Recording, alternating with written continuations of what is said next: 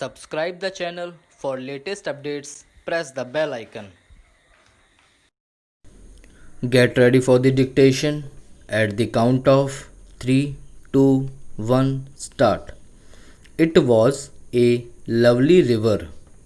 It was wide and full of water in both summer and winter.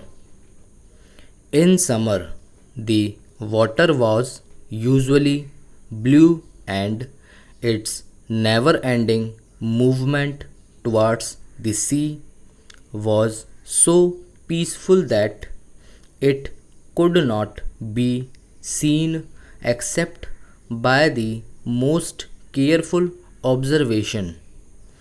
In winter, the water often ran more quickly and the color became blacker.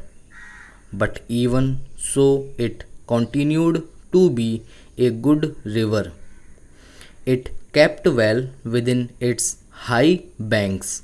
It was clean and it did not have places that were dangerous for the little sailing ships that used it as a playground.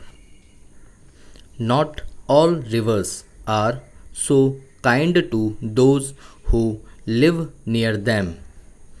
People used to live near or right on the banks of rivers because they required clean water for the many purposes of life. Today, water can be brought to people over considerable distances, and it is not necessary to live near a river to exist. In these days, people like to live near rivers because they like to look at them or to sail on them. There are very few of us who do not find happiness in sitting and watching a large body of water. Houses that have good views of a river or of the sea or of any other mass of water can usually be sold at a high price. There is always a demand for houses in such pleasing situation. High Point was such a house. It was one of a small number of large houses built on a piece of land some 200 or 300 feet above the river and the little town through which it passed. A young woman sat at a wide window of High Point reading a book. The evening light played on her golden coloring and she was beautiful. She put down the book and looked out over the well kept grounds of the house and down to the river. How lovely and peaceful it is here, she thought. There is still enough light for me to have an hour on the river in flying sails before the daily quiet dies.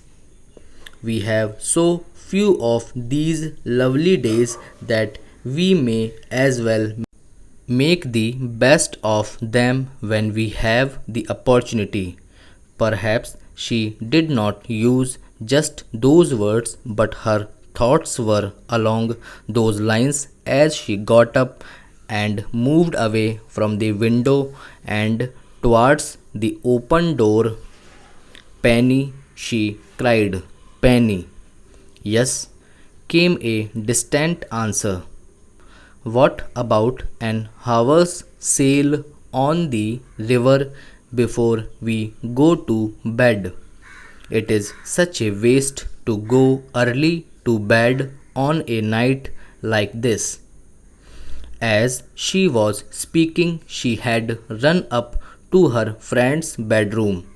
Usually, Penny would have come running out of her room very quickly at the thought of going on the river, for she dearly loved sailing, particularly in the evening or early morning when the lights on the water gave her wonderful ideas for her watercolor paintings.